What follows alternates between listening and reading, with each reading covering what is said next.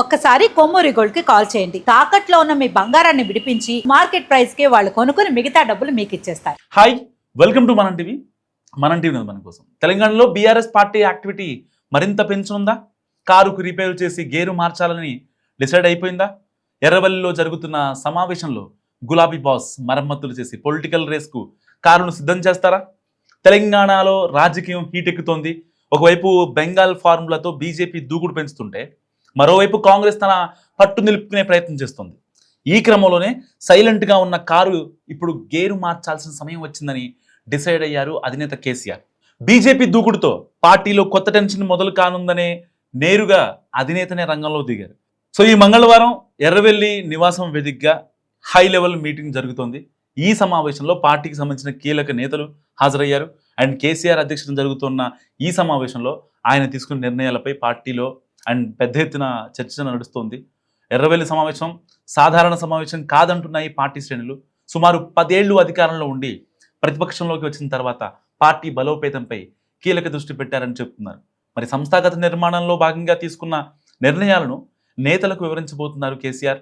సభ్యత నమోదు నుంచి ఇన్ఛార్జీల నియామకం దాకా అన్నిటినీ ప్రక్షాళన చేయబోతున్నారని టాక్ కూడా నడుస్తోంది. ఎన్నో నెలలుగా వాయిదా పడుతూ వస్తున్న సభ్యత్వ నమోదును తక్షణమే ప్రారంభించాలని కేసీఆర్ భావిస్తున్నారు. అందుకోసం నియోజకవర్గాల వారీగా ఇన్ఛార్జీలను సైతం ప్రకటించబోతున్నారు. రాష్ట్ర కార్యవర్గానికి సంబంధించిన నేతలను సభ్యత్వ నమోదు కోసం ఇన్ఛార్జీలుగా పంపించాలని ప్లాన్ చేస్తున్నారు. సో పార్టీ ఎమ్మెల్యేలు, మాజీ ఎమ్మెల్యేలకు సంబంధం లేకుండా నేరుగా రాష్ట్ర ఇన్ఛార్జీలు నియమించబోతున్నారు.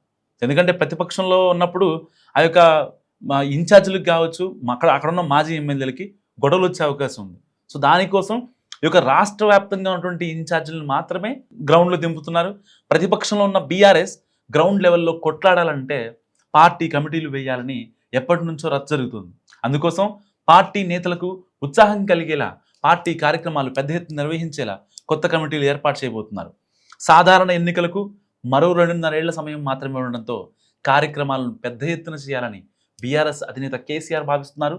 అందులో భాగంగానే సభ్యత్వ నమోదుతో పాటు కమిటీల ఏర్పాటు కూడా ఫైనల్ చేయబోతున్నారు. ఎర్రవెల్లి సమావేశంలో ఇంకెలాంటి సంకేతాలు ఇస్తారో అని నేతలు, ఇటు బీఆర్ఎస్ అభిమానులు, కార్యకర్తలు చాలా ఈగర్గా వెయిట్ చేస్తున్నారు.